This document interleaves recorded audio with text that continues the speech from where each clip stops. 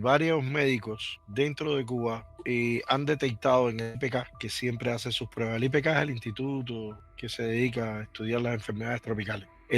Creo que se llama el virus del Nilo Occidental. Sí. Creo que se llama así. Yo no soy muy dado a la medicina ni a los medicamentos, así que si me equivoco, me disculpo. Inclusive en varios países de donde han salido cubanos que han estado contaminados se ha detectado también. Y eso lo que tiene como inconveniente no es que sea una enfermedad más. De las tantas nos están cayendo las 7 plagas. Es que los vectores que pueden transmitirlo son muy variados. Y entonces es muy difícil contener a uno o al otro. Si ya no podemos contener al dengue, ya no podemos contener a la de Hayiti como propagador de estas enfermedades o a otros tipos de vectores. Imagínate uno más. Para un país que sobre todo, Yair, está sin medicamentos. Exacto. Y Totalmente no. sin medicamentos. Y valga la aclaración, señores, y la tremenda ironía de esto, ¿no? Ayer precisamente se conmemoró el aniversario del nacimiento de Carlos J. Finlay, padre de la medicina latinoamericana. O sea, en toda América Latina se celebra el 3 de diciembre como el Día de la Medicina Latinoamericana. Y muchas personas, incluso de América Latina, no tienen idea de por qué se celebra precisamente ese día. Y bueno, es precisamente porque es el nacimiento del doctor Carlos J. Finlay, que, contrario a lo que mucha gente cree, señores, ni descubrió la fiebre amarilla, ni descubrió la vacuna contra la fiebre amarilla, sino que precisamente descubre este bichito. O sea, detecta una relación entre el mosquito Aedes aegypti y la fiebre amarilla, que de hecho no permitía, por ejemplo, las obras del Canal de Panamá, de hecho, donde trabajó Antonio Maceo y estuvo a punto de morirse de las epidemias que le cayeron encima, entre ellos la fiebre amarilla, precisamente. Y gracias precisamente a que Finlay señala a mosquito Aedes aegypti como el vector, que eso es lo más importante. Si tú descubres la causa, ahí tú puedes protegerte y hacer ciertas cosas. Y de hecho coincide todo esto, señores, con la intervención de los Estados Unidos y el saneamiento total que hace el gobierno de los Estados Unidos en Cuba, señores, donde libran, en cuestión de 2-3 años, libran a Cuba de la plaga de los Aedes aegypti, limpian los vertederos, crean sistemas de acueductos y alcantarillado. O sea, realmente los americanos nos dejan una república para estrenar, señores, en 1901 con todo montado. O sea, desde el sistema de ayuntamientos, escuelas, o sea, todo funcionando. Y ahí en 1902 se retiran y te dicen, listo, aquí tiene Don Tomás su república completica, adelante. Y se van. Entonces, es lamentable que el padre de este descubrimiento de que el Aedes aegypti causa no solo la fiebre amarilla, sino es transmisor de infinidad de enfermedades, y a esto se han unido los genes y todo esto. Y señores, en Cuba todavía están con el tema de que no, la fumigación, no, que no encontramos, no, que estamos teniendo muertos. Señores, si el vector se conoce hace más de un siglo, hace mucho más, pero simplemente se ha dejado todo a la Bartolina, como todos ellos hacen, sin importarle 3 pepinos lo que está pasando. Declaró en la televisión cubana que hasta el domingo se había registrado un total de 33 fallecidos por arviborosis. De esas víctimas, 12 fueron diagnosticadas con dengue, 7 de ellas menores de 18 años, mientras que las otras 21 murieron por chikungunya, de las cuales 14 también eran menores. La chikungunya, enfermedad caracterizada por fiebre alta y dolores articulares intensos, comenzó en julio en la provincia de Matanzas, cercana a La Habana, y ya se ha extendido de forma incontrolada a las 15 provincias de Cuba, con una población de 9.7 millones de habitantes. Exagerado, 9.7 millones. Ni por 8 asomo. y yo diría que estamos exagerando, pero es muy raro. Pero bueno. A mí lo que me sorprende es que en los momentos en que nuestro grandísimo Carlos J. Finlay descubrió el vector más importante, que era el Aedes aegypti, no existía ningún químico, no existía fumigación, como mismo tú decías, el canal de Panamá. De hecho, el canal de Panamá era francés. La gente sabe que el canal de Panamá lo diseñó el mismo que diseñó la Torre Eiffel, pero no pudieron terminarlo precisamente por esto. Es decir, un mosquito destruyó a un hombre que construyó una torre de hierro. Es increíble. Y no existía ningún producto químico. se resolvió reciclando las aguas albañales, las aguas contaminadas o las aguas que estuvieran acumuladas durante mucho tiempo, utilizando un químico que la naturaleza lo tiene por vida propia, que es la sal. El agua de bañarse, utilizaban Exacto. agua con poca sal, nada más que para que no crecieran, y la de beber era otra agua que no tenía granos de sal. Y así se erradicó. Pero bueno, volviendo al tema, Luis, se está hablando, ahora aquí hay una intervención, de hecho, de una ministra, vamos a ponerla un momentico, creo que esta es la ministra, en una reunión, imagínate, con Canel, con el especialista en mosquitos también. Ha estado circulando, que es lo que predomina en esta etapa del año, es virus sincitial respiratorio, que afecta a los niños pequeños y a los adultos, influenza H1N1 pandémica. Eso es lo que está, es lo normal. Con relación a COVID, esto negro no es COVID, esas son las muestras en el tiempo. Y esto... Fíjate, ella está diciendo que simplemente lo que hay H1N1, que es la gripe común, y que ahora va a enseñar las gráficas de COVID. Vamos a ver. Allá abajo es COVID, que quizás en esta de aquí se ve mejor. La barra es la muestra y miren la positividad de COVID en las últimas semanas. Con relación a las variantes, que también se mantiene una vigilancia de las variantes, decir que en el mundo hoy están varias variantes, la XFG que está sonando, pero como variante de monitoreo, nada que diga. Y Cuba la tiene, incluso otras, pero no hay una asociación, por lo menos a nivel de laboratorio. Estoy segura que a nivel epidemiológico y clínico, porque no lo estamos viendo, de que COVID realmente estemos en otra situación. Todo lo contrario, es más bien, lógicamente el virus circula, porque cuando entra un virus ya se queda. A mí me causa bastante molestia la despreocupación con lo que tratan esto, tú sabes, la superficialidad. Un poquito COVID, eso es normal, en todos los lugares hay una cosita ahí, una epidemia. Y señores, no están hablando que de hecho es el mayor brote de diferentes epidemias conjuntas, o sea, en simultáneo, circulando dentro de la isla que ha tenido en toda la historia. O sea, no se reconoce ni de hecho durante el gobierno español, ni la corona, ni mucho menos que haya habido una conjunción de tantas epidemias en condiciones desproporcionadas, y menos en el siglo XXI. Sí, eso está claro. Es evidente que hay que tomar en cuenta que inclusive nos están llevando a las costumbres de los ancestros, porque en el campo cuando había mucho mosquito, tú ibas a visitar a un familiar en el campo y había mucho mosquito, lo que hacían era que tiraban unas cuantas cáscaras de coco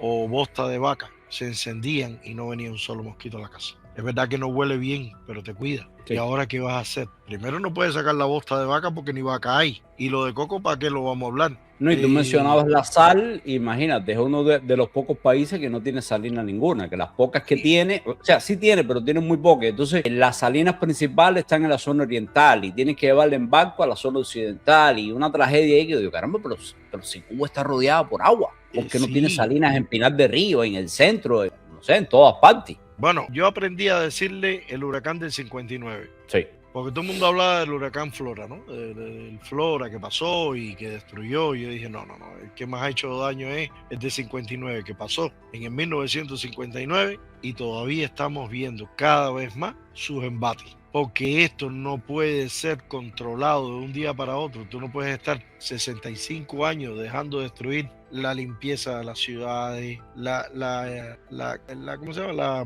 inmunización de las ciudades, y ahora me vas a salir con petróleo espolvorado. Entonces cuando sale de la casa todo te huele a petróleo, hasta la cama de los niños, y no resuelves ningún problema. No hiciste nada. No hiciste ningún problema. Entonces, si se hubiera aplicado una política como es la que tienen que aplicar ellos, y lo responsabilizo totalmente al desgobierno de Cuba, y fíjense bien, porque el otro día recibí una crítica, y la acepto, de uno de tus seguidores que me dijo que eso no era un gobierno, era una dictadura. Sí, tienes razón. Es una dictadura, y yo normalmente le digo desgobierno. Si me equivoqué y le dije gobierno, lo retiro totalmente porque es gobierno. Hay que tener en cuenta algo, Luis, y ahí es un poco el tema semántico. Por ejemplo, nosotros, la oposición, la gente del pueblo, lo identifica como una dictadura, un partido único que tiene sometido en principio a más de 11 millones de cubanos, con una población que se ha ido reduciendo, pero ha sido un control tan estricto, no ha habido elecciones libres, no ha habido ningún proceso participativo real,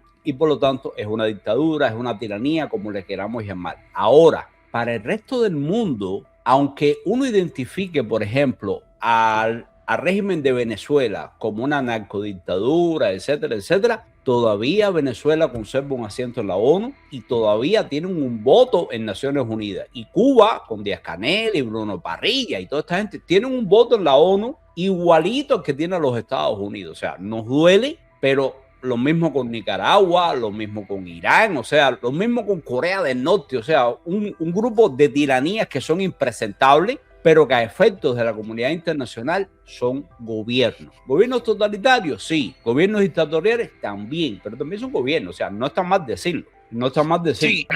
Sí, lo que pasa es que si nos hacemos una retrospectiva rápida para no desviar el tema, Cuba está en la ONU porque en 1940, cuando se presentó la Constitución de 1940, fue uno de los primeros países que incluyó los derechos humanos. Por eso pertenece a la Comisión de Derechos Humanos. Cuba no pertenece a la Comisión de Derechos Humanos porque haya sido elegido. Cuba pertenece a la Comisión de Derechos Humanos porque con la Constitución de 40 uno de los primeros que la promovió. Y así ha pasado con la ONU. Es decir, los comunistas, hay que decirlo así, los comunistas tienen que ser erradicados como política, como pensamiento, como filosofía, porque si tú partes de destruir al ser humano, ya para mí no tiene sentido de que exista. Ya, bueno, creo que Polonia fue uno que lo hizo ahora, que lo han hecho, ¿no? Y entonces, de hecho, vamos a poner un momentico, Luis, ¿qué dice la viceministra? Yo me sigo preguntando por qué sacan tanto a la ministra y nunca al ministro, pero bueno, a la viceministra, pero mejor dicho. Vamos a escuchar un momentico lo que dice acá. Que informar hoy que desde que hemos estado haciendo todos estos análisis ya habíamos informado con antelación 3 fallecidos de dengue en el país, y esta cifra hasta el cierre de la semana de ayer nos da un total de 33 fallecidos por arbovirosis que han sido confirmados. De los 33 fallecidos por arbovirosis, 12 corresponden al diagnóstico. A mí estas cifras no me acaban de cuadrar, porque es que de hecho casi todo el mundo desde Cuba nos reportan en todos los municipios muertos y las funerarias llenas y los cementerios otro tanto. Pero además, Luis, si estas cifras son reales, entonces después te hablan, creo que es en este video, donde la viceministra Carilda Peña García admite que el país está en zona de epidemia, con más de 38.938 casos acumulados solo de chikungunya, mejor dicho. Aunque Francisco Durán, fíjate la diferencia de números, dice que por lo menos son 47.000 los diagnosticados. O sea, incluso ni entre ellos mismos se ponen de acuerdo para dar la cifra. Pero no te das cuenta que utilizan la etimología de la palabra para confundir. Fíjate que uno dice contaminado, el otro dice diagnosticados. Inclusive pudiera ser falsa y semicierta. 47.000 diagnosticados, pero ¿cuántas pruebas has hecho? Es decir, utilizan la etimología de cada palabra, de cada frase que van a decir. Tú tienes que decidir para confundir. Cuba tiene más de 1 millón de infectados. Fácilmente. Está en una crisis total, está en una crisis de intervención humanitaria. Lo que pasa es que, como hablamos, y de hecho lo planteaste tú, las personas no van al médico. ¿A qué voy a ir al médico? A contraer otro virus. Amarillo y mucho líquido. ¿Me entiendes? Entonces tú dices, bueno, ¿esto qué cosa es? ¿Una consulta santorial de esa que tiene que ser romerillo con flores blancas? ¿O me va a dar algo para quitarme esto que tengo en la garganta? Y lo que sí hay que prestarle atención es que, señores, los castristas no van a dar jamás las estadísticas. Les toca a los cubanos de adentro que pueden contabilizar qué es lo que está pasando. En ese sentido, por ejemplo, tenemos al doctor Lucio desde España que nos comenta lo de la circulación del virus occidental. ¿Y por qué lo saben? Bueno, porque están llegando personas desde Cuba a Italia, a España, a diferentes lugares, y están siendo diagnosticadas como que han tenido el virus del Nilo. Esto no es ningún misterio, ni es una conspiración, ni mucho menos, pero después le vamos a poner también la página donde las personas que lamentablemente tengan algún fallecido en su familia deberían reportarlo. Es una página totalmente independiente. Por aquí nos dice Sensen Jadil, hace tiempo que te sigo, estaba por comentarte que me gusta mucho el dúo que haces con Luis, que también es una persona elocuente, inteligente, respetuosa, en fin, aprecio mucho vuestros análisis. Muchísimas gracias, hermano, seguiremos ahí. Pues ya tienes, Luis, otro admirador más. Vamos a escuchar al doctor Lucio, señores, sobre lo del virus del Nilo. Ya es preocupante en cuanto a la circulación del COVID y del virus del H1N1 en Cuba. Eso es normal, eso no es lo que preocupa. En todos los países del mundo, COVID y H1N1, que es la gripe común, hay. Eso no es lo preocupante. Lo que acabo de recibir ahora mismo es una confirmación de que en Cuba circula el virus del Nilo Occidental. Yo no había escuchado un audio que lo había desmentido sobre ese tema porque no tenía confirmación objetiva, pero es que acabo de recibir unos resultados de una paciente que llegó a Italia enferma de chikungunya, pero les realizaron los análisis de la serología y encontraron también que la señora tuvo el virus del Nilo Occidental en Cuba, es decir, que está circulando el virus en Cuba, lo acabo de comprobar. Ya no es una infladera, es que existen pacientes que están saliendo de Cuba que se está comprobando de la existencia de la circulación de ese virus. Eso es lo preocupante, no el COVID ni el virus de la gripe H1N1. Por favor, en Cuba están circulando varios virus graves que pueden llevar a la muerte de las personas y no se están diagnosticando adecuadamente. Por aquí, de hecho, mira, nos llegan testimonios. Nos dice Juan M3JK, en mi barrio han fallecido 4 personas por el virus. Una de ellas es una muerte fetal, pues la muchacha abortó al contraer el virus. Y así, señores, hay decenas de casos como este, o sea, que son bien tristes, pero lo que no tiene justificación ninguna, señores, es que no lo denuncien, que podamos hacer una campaña más efectiva pidiendo una intervención humanitaria, pero con data. De hecho, miren, ahora mismo, como iniciativa del doctor Lucio, señores, ya lleva 2 o 3 días publicado una página que se llama cubafallecidos.com. Y ustedes pueden creer que hasta este momento solo hay 17 personas registradas. Yo sé que muchas veces el desconocimiento, el miedo, pero es importante, señores, reportar para entonces tener la fuente. Fíjense que aquí se identifican las personas con carnet de identidad, nombre y apellido, fecha de nacimiento, edad, provincia, o sea, todo bien informadito. Pero es importante, señores, que las personas que están dentro de Cuba promuevan esto e inscriban a sus fallecidos, a sus seres queridos. No es para hacer propaganda anticomunista porque no hay necesidad de hacerlo. Ellos mismos están cavando su propia tumba desde hace décadas. Pero señores, esto hay que reportarlo, hay que denunciarlo. Ya hay varios países que están diciendo oficialmente, oye, en Cuba hay una tragedia humanitaria, hay que hacer algo. Pero usted tiene que mostrarle datos, señores, datos concretos. Bueno, mira, déjame agregarte algo. Sí, por supuesto. Esta página inclusive ha dejado de reportar porque en muchos lugares de Cuba el gobierno la ha bloqueado y tienes que usar un VPN para entrar. Porque el hecho ya no es ni siquiera que tengan miedo, las personas no tienen miedo de reportar eso. El que se le muere un familiar, el que pierde un hijo, el que pierde a alguien, lo va a decir porque ¿qué le queda? Si yo pierdo una hija mía o mira, la reporto 16 veces si puedo. El problema es que no tienen acceso porque no tienen conectividad, porque no tienen, por otras cosas que ya tú tocarás en su momento, si te parece prudente, no tienen electricidad y además de eso, están bloqueando la página, porque a ellos no les conviene que se sepa la verdad de Cuba. ¿Tú te imaginas una mujer que haya tenido en su vientre un niño por 6 meses y a los 6 meses lo pierda por una enfermedad totalmente curable? Mira, Yadir, esto no solo indigna, esto ofende, esto duele en el alma, ¿me entiendes? Entonces cuando sale una página como esa, que la tiene que conocer todo el mundo, cubafallecidos.com, si tú pudieras hacer favor, sí, claro, la compartimos para que lo vieran. Miren aquí, señores, cubafallecidos.com. Hasta este momento hay apenas 17 reportes por, entre otras cosas, por lo que estamos hablando. De hecho, fíjense que hoy apenas hay un registro.